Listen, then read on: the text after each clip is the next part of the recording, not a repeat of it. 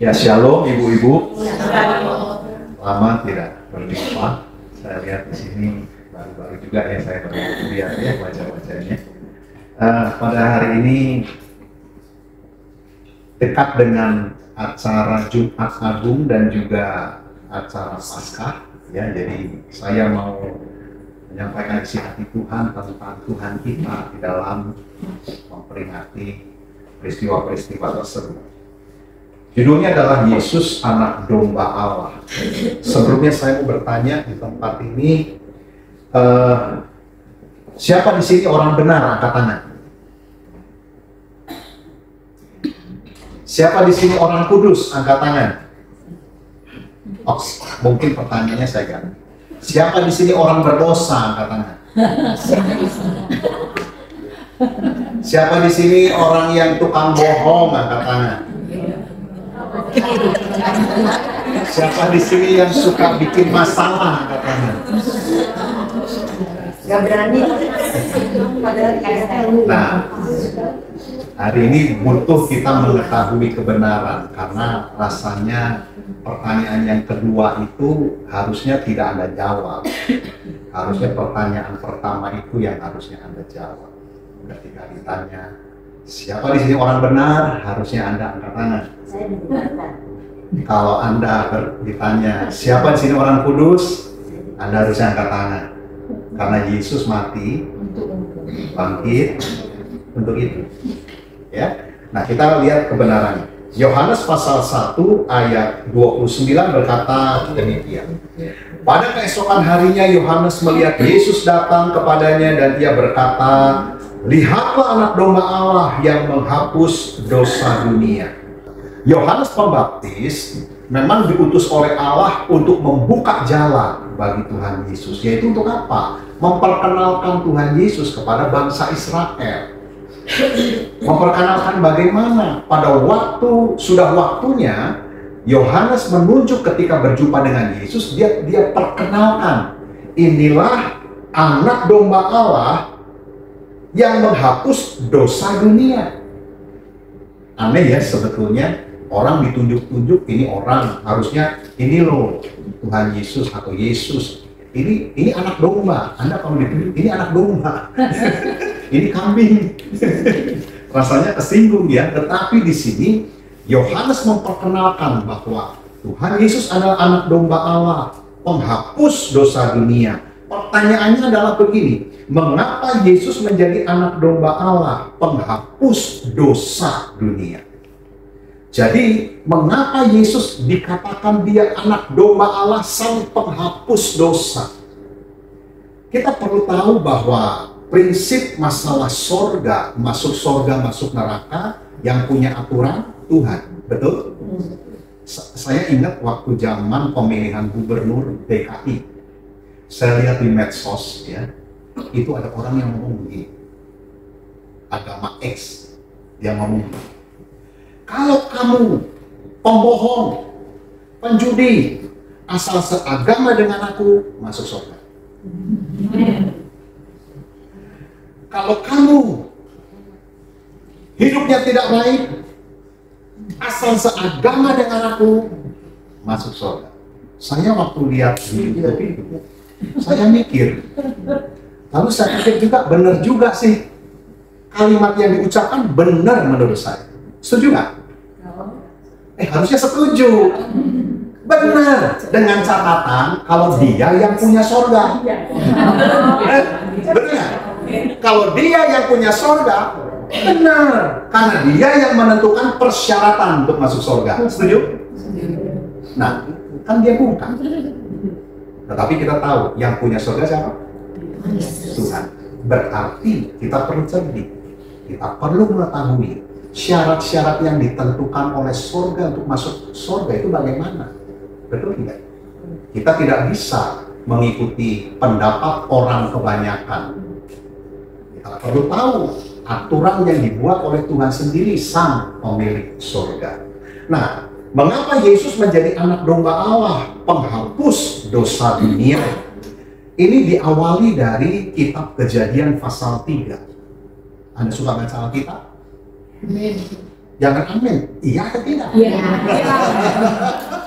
Kebiasaan mata. Amin, amin. Ya atau tidak? Iya. Nah, Kejadian pasal 3 itu menuliskan tentang kejatuhan manusia. Diawali oleh itu yang namanya si Engkong Hawa, Adam sama Hawa itu. Ya, dia tidak taat, jatuh dalam dosa. Akibat jatuh dalam dosa, mari lihat di Roma 5 ayat 17-18 kita baca dulu. Roma pasal 5 ayat 17-18. Sebab jika oleh dosa satu orang maut telah berkuasa oleh satu orang itu, maka lebih benar lagi mereka yang telah menerima kelimpahan kasih karunia dan anugerah kebenaran akan hidup dan berkuasa oleh karena satu orang itu, yaitu Yesus Kristus. Sebab itu, sama seperti oleh satu pelanggaran, semua orang telah beroleh penghukuman. Demikian pula oleh satu perbuatan kebenaran, semua orang beroleh pembenaran untuk hidup. Ini prinsip atau aturan surga. Ketika Adam dan Hawa itu kan cuma 2 orang, ya kan?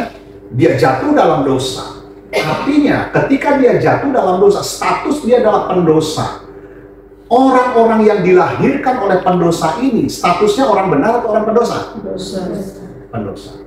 Ini berdasarkan prinsip dari surga. Maka dari itu dikatakan di ayat 19 lagi, jadi sama seperti oleh ketidaktaatan satu orang, semua orang telah menjadi orang berdosa. Anda belum berbuat dosa nih, baru lahir nih, belum berbuat dosa, Anda sudah ada di bawah kuasa dosa. Karena Anda keturunan Adam dan Hawa. Kecuali kalau Anda bukan keturunan Adam dan Hawa. Ada di sini yang bukan keturunan Adam dan Hawa? Tidak ada. Berarti Anda orang berdosa. Lihat kiri kanan, lihat mukanya. Itu calon neraka itu. Termasuk saya ini calon neraka. Berdasarkan prinsip firman Tuhan ini. Betul tidak? Ya. Tetapi ayat 19 itu dikatakan dilanjutkan begini. Demikian pula oleh ketaatan satu orang. Kalau tadi ketidaktaatan satu orang. Sekarang demikian pula oleh ketaatan satu orang, semua orang menjadi benar. Nah, prinsip di Roma 3 ayat 23 itu berkata, semua orang telah berbuat dosa di hadapan Allah karena Adam dan Hawa jatuh dalam dosa. Perbuatan baik umat manusia di hadapan Allah tidak ada nilai. Anda mau beramal baik atau apapun di hadapan Allah. Bahkan firman Tuhan memberitahu bahwa kesalehan manusia itu seperti lap motor. Anda saleh, ya, titik komanya pakai bahasa rohani, haleluya, puji Tuhan. Ketemu, haleluya. Doa, puasa, dan lain sebagainya. Dalam prinsip ini, di hadapan Allah, semua orang telah berbuat dosa. Di Roma 6 ayat 23 diberitahu bahwa upah dosa ialah maut. Jadi, kalau kita adalah keturunan Adam dan Hawa, ini kita bayangkan dulu tanpa Yesus ya. Semua manusia tanpa Yesus. Semua keturunan Adam dan Hawa berdasarkan prinsip dari surga adalah orang yang berdosa. Berarti mendapatkan upah maut, kematian kekal. Berarti neraka. Capek-capek hidup, masuk neraka. Lebih baik jadi bebek. Jadi manusia capek-capek hidup, mati, masuk neraka. Ada satu kebenaran adalah Allah tidak kompromi dengan dosa. Betul? Kita yang selalu bikin kompromi. Dosa kecil, disalah nggak apa-apa. Bohong putih nggak apa-apa. Bohong buat kebaikan. Itu menurutmu. Menurut surga, Allah tidak kompromi dengan dosa. Nah, Roma 3 ayat 26 kita lihat karena waktunya sedikit jadi saya agak cepat ya. Roma 3 ayat 26 berkata begini. Maksudnya ialah untuk menunjukkan keadilannya pada masa ini. Sampai situ dulu. Allah, Anda tahu bahwa Allah punya sifat maha, betul? Salah satunya adalah maha adil. Di ayat ini maksudnya ialah untuk menunjukkan keadilannya. Allah punya sifat maha adil, maka karena Allah punya sifat maha adil, dia harus tunjukkan itu. Keadilannya adalah semua manusia berdosa harus dihukum. Artinya, semua manusia masuk neraka. Siap? Masuk neraka siap? Siap tidak siap masuk tanpa Yesus. Ya, siap atau tidak siap masuk. Diakui atau tidak diakui masuk. Mengapa? Karena kita adalah keturunan Adam dan Hawa. Gara-gara Adam dan Hawa jatuh dalam dosa berakibat fatal. Artinya semua orang ini masuk ke neraka. Tetapi kalau semua orang nih ya, dari Adam dan Hawa sampai nanti akhir selesai kehidupan muka bumi ini, semesta selesai, semua manusia dimasukkan ke neraka, maka Allah, dia akan menjadi Allah yang tidak maha kasih. Bukankah Allah maha kasih harusnya? Betul? Lalu Allah itu kan maha baik. Tapi kalau semua dari Adam dan Hawa sampai nanti selesai semesta ini, semua manusia tidak seorang pun yang tidak, semua masuk ke neraka demi keadilannya Allah, maka Allah kejam. Allah tidak maha kasih, Allah tidak maha baik. Setuju nggak sampai sini? Setuju ya? Di 1 Yohanes 4 ayat 8 memberitahu bahwa Allah adalah kasih. Loh, kalau misalkan semua dimasukkan ke neraka, Allah tidak maha kasih berarti. Oke deh, karena Allah adalah kasih, Allah maha kasih, maka semua orang yang berdosa ini, dari Adam dan Hawa sampai ke nanti semesta selesai, dimasukkan ke surga. Semua orang berdosa ini dimasukkan ke surga. Boleh tidak karena Allah maha kasih? Boleh kan? Boleh, harusnya begitu kan menurut kita. Ya kan, capek-capek diciptakan, lahir, besar, hidup, masa mati masuk neraka. Mana maha kasihnya Allah? Tetapi kalau misalkan maha kasihnya Allah dikedepankan, semua orang berdosa dimasukkan ke surga, Allah menabrak sifatnya lagi. Berarti Allah tidak maha adil. Yang berdosa tidak pernah dihukum. Allah tidak maha adil kalau Allah mengedepankan maha kasihnya itu. Lalu Allah juga tidak maha suci. Semua orang berdosa dimasukkan ke surga yang suci, yang kudus, berarti surga juga penuh dengan kegelapan. Setuju nggak? Nah, di sini kalau Anda masih punya prinsip bahwa bawang putih boleh buat kebaikan, dosa-dosa dikit nggak apa-apa, dosa kecil nggak apa-apa. Saya beritahu, Anda memegang batu kecil sebesar ini. Yang sebelah sini Anda pegang batu besar sebelah sini. Di sini ada kolam yang dalam. Lalu yang batu kecil dilempar ke kolam yang dalam. Bunyinya bagaimana? Nah, di sini yang batu besar dilemparkan ke kolam yang dalam ini, bunyinya? Blok. Yur. Beda bunyi ya? Beda bunyi. Dua-duanya ada di mana? Dalam. Dasar. Anda mau ngomong seperti apa pendapatmu, bahwa bohong putih tidak apa-apa, berbuat dosa dikit, buat kebaikan tidak apa-apa. Itu kan menurutmu aturan surga. Begitu dilempar,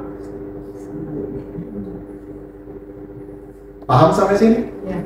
Coba senggol sebelah kanan, makanya berbohong.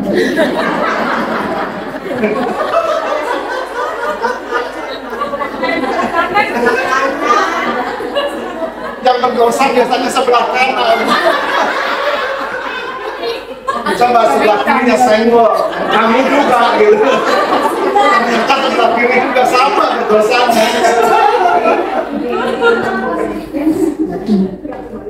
Kalau Allah mengedepankan maha kasih, dia nabrak dengan maha adil dan maha kudusnya. Bukankah di sini Allah menghadapi dilema? Betul? Anda tahu dilema?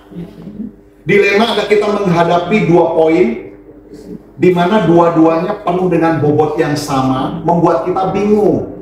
Sehingga ada istilah peribahasa seperti makan buah si malakama. Dimakan, ibu mati, tidak dimakan, ayah mati.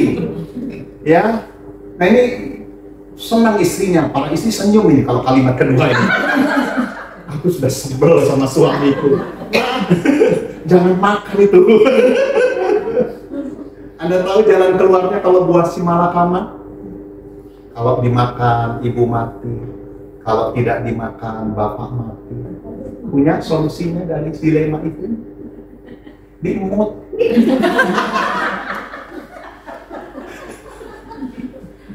Dua-duanya hidup. Anda tahu, Allah sepertinya menghadapi dilema, betul? Mengedepankan keadilan, dia nabrak dengan maha kasih, maha baik.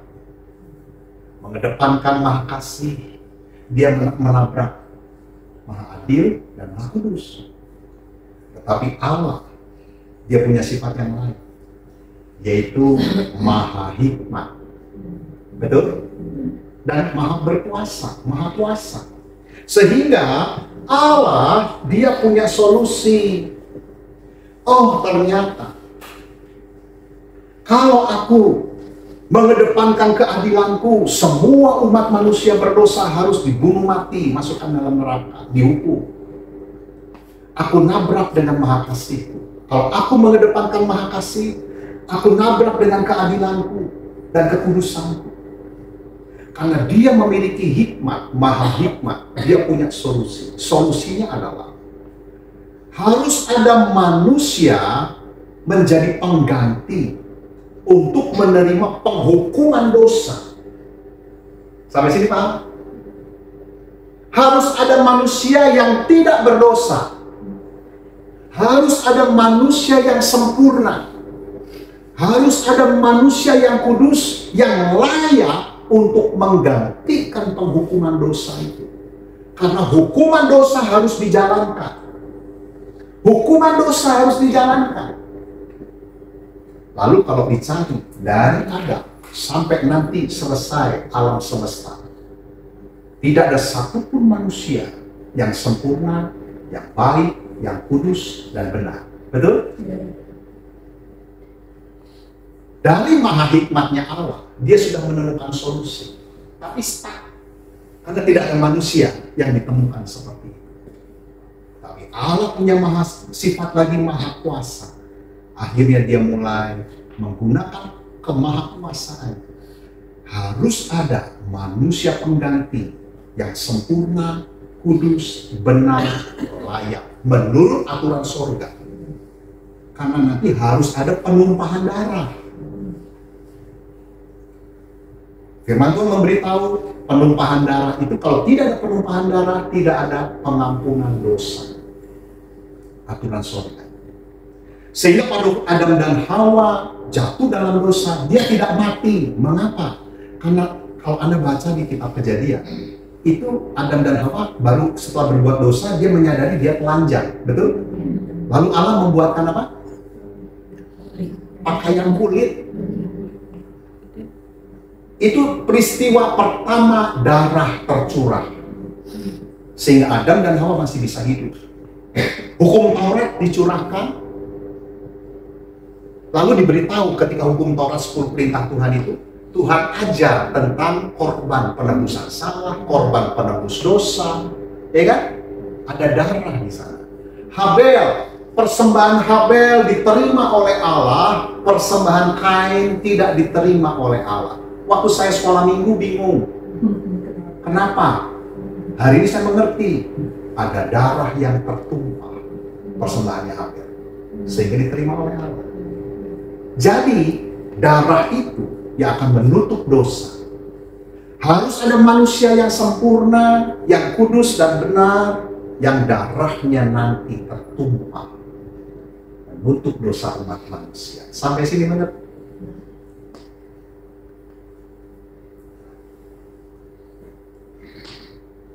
Roma 3 ayat 25-26 saya baca dengan cepat.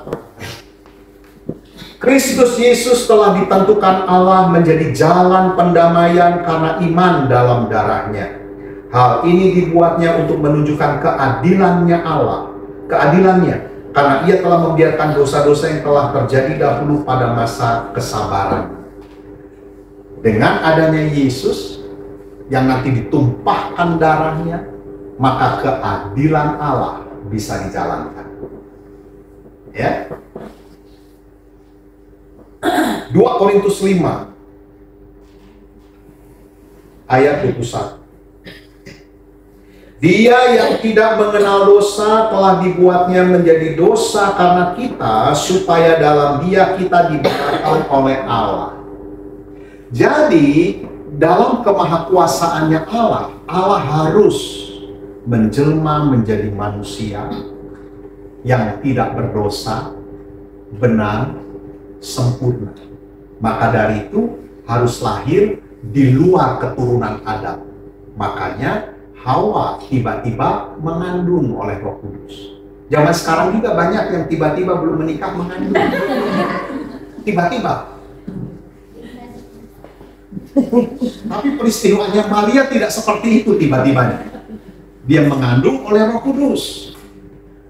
Sehingga benih ilahi yang tertaruh di rahim Maria ini menjadi manusia yang layak, yang sempurna, yang kudus dan benar di mata Allah.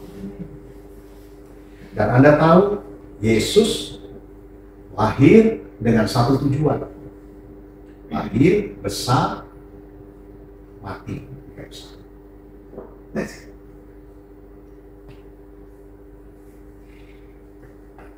Roma 4 ayat 25 berkata begini, yaitu Yesus yang telah diserahkan karena pelanggaran kita dan dibangkitkan karena pembenaran kita. Yesus mati karena dosa-dosa kita, karena di situ keadilan Allah yang harus dilaksanakan. Kepada siapa? Kepada manusia. Manusia yang mana? Yesus. Paham sampai sini? Ya.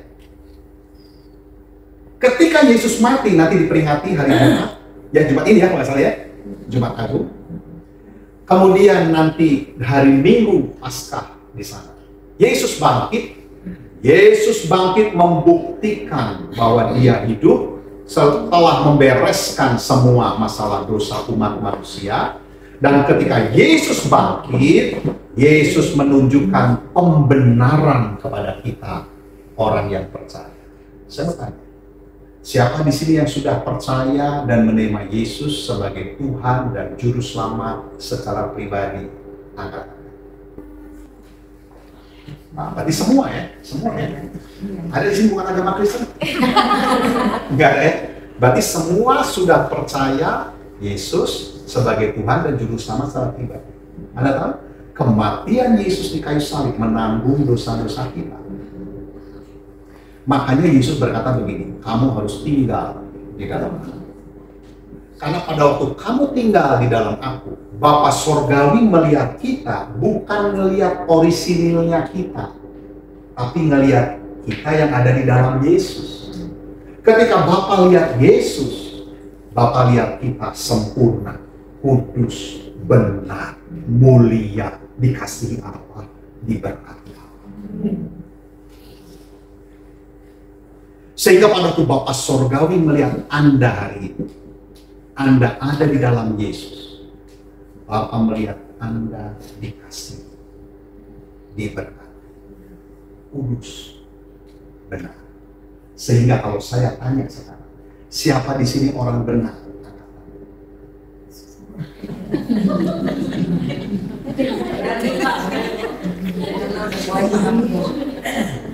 Berarti yang angkat tangan yang paham saya cerita.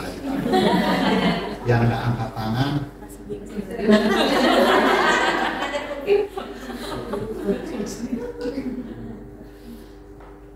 iblis akan menuduh. Kamu masih berdosa, tadi pagi aja masih mukulin anak, tadi pagi aja kurang ajar pada suami, tadi pagi aja sudah bohong.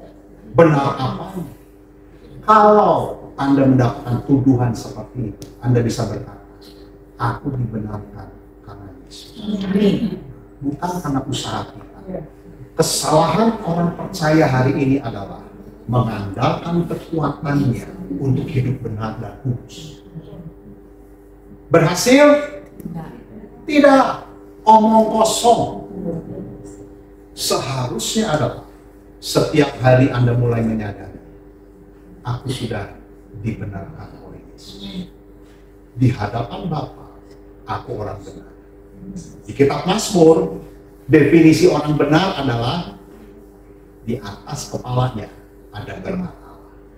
Sehingga orang yang menyadari ini, orang yang percaya Yesus, bukan mencari dan mengejar berkat, tapi berkat turun mengejar dia.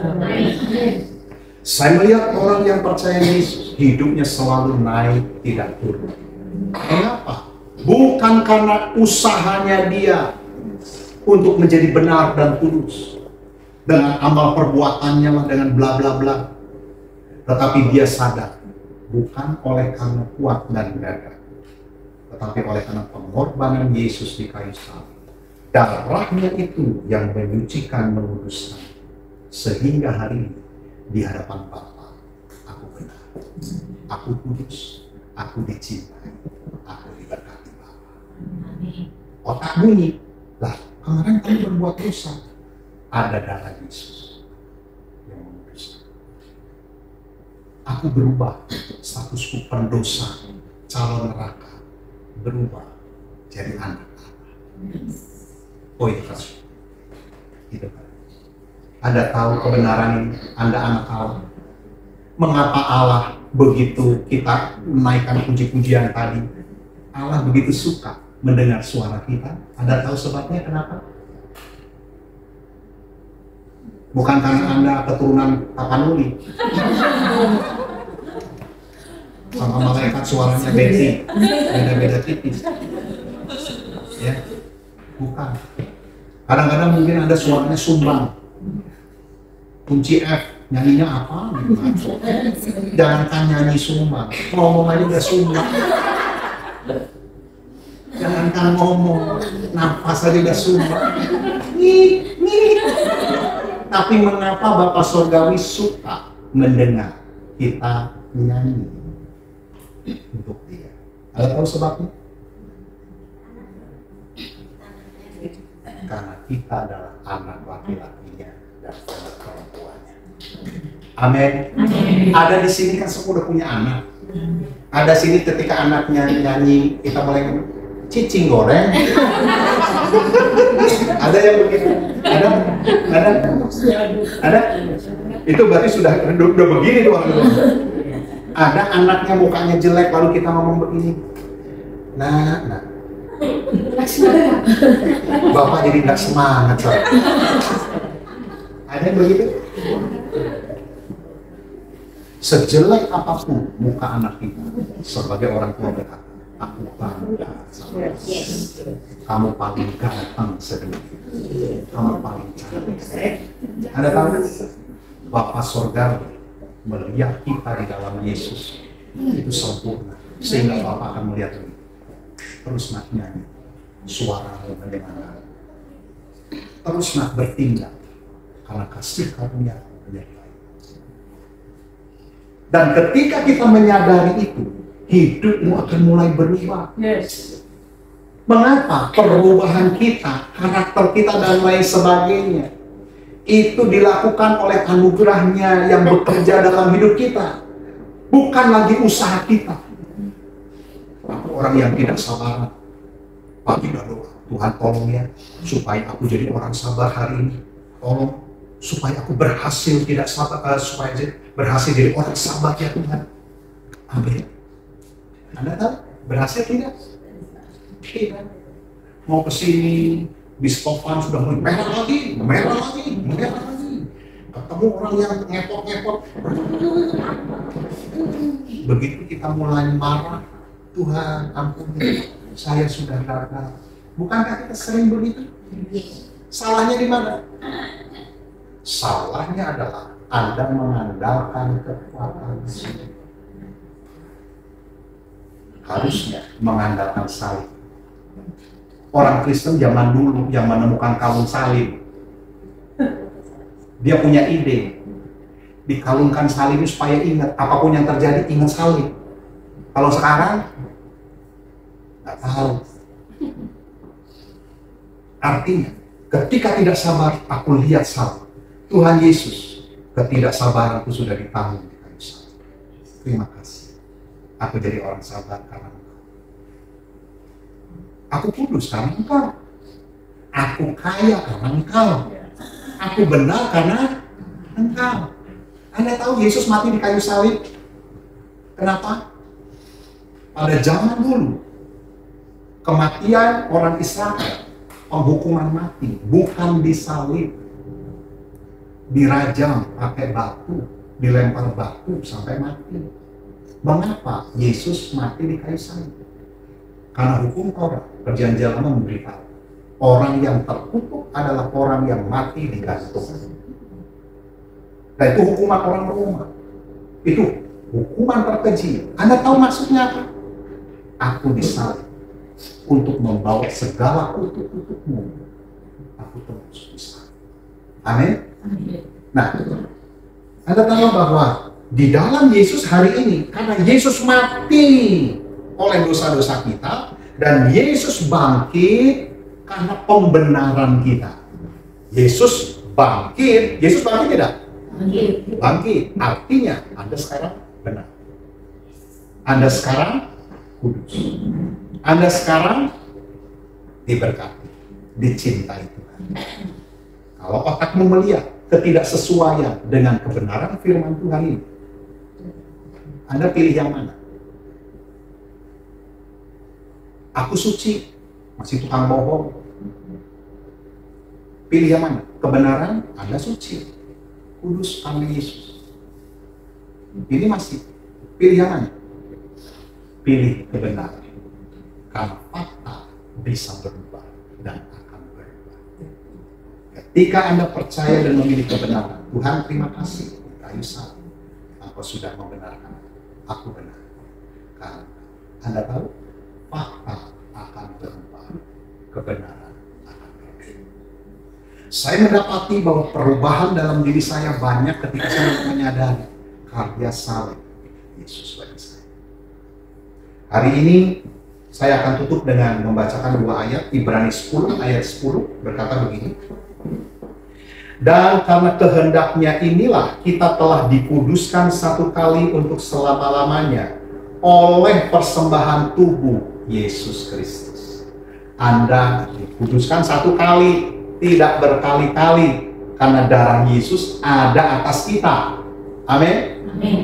Ibrani 10 ayat 14 berkata, sebab oleh satu korban saja Ia telah menyempurnakan untuk selama-lamanya mereka yang Ia kuduskan. Ternyata kalimat manusia itu tidak sempurna. Anda setuju dengan itu? Anda pernah dengar kalimat itu? Manusia itu tidak sempurna. Betul? Setuju dengan itu? Kalau Anda mengandalkan alamiah, memang seperti itu.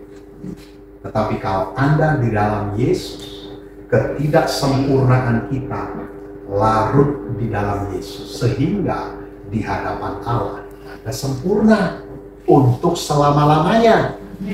Ini kebenaran, fakta. Kita mungkin masih kurang. Tapi fakta akan berubah, kebenaran akan tampil. Paham sampai sini? Maka dari itu, kematian Yesus di kayu salib, ketika Anda mulai fokus ke sana, Anda mulai menyadari apa yang menjadi karya Yesus di kayu salib. Di kayu salib, dosa dibereskan. Di kayu salib, sakit penyakit dibereskan. Kutuk dibereskan. Kemiskinan dibereskan. Kedukaan, ketidakbahagiaan dibereskan. Maka dari itu bagi kita sekarang adalah bagian kita hanya tinggal percaya dan menerima apa yang Yesus sudah lakukan bagi kita. Amin. Mari kita tuntut. Tuhan Yesus, terima kasih. Tolong Roh Kudus yang menerangkan lebih dalam untuk kami lebih memahami betapa Engkau mati bagi kami karena dosa-dosa kami, dan Engkau bangkit dengan pembenaran bagi kami semua. Tolong kami untuk mengerti bahwa darah-Mu berkuasa sampai hari ini tetap menutup bungkus kami, sehingga di hadapan Bapa kami dibenarkan, kami kudus, kami dikasihi, kami diberkati. Terima kasih untuk Engkau yang melayakkan setiap kami. Di dalam nama Tuhan Yesus. Amin. Dipuji, disembah, Kaulah yang bertata, dulu, sekarang, dan selamanya. Raja atas segala raja, nama-Mu besar.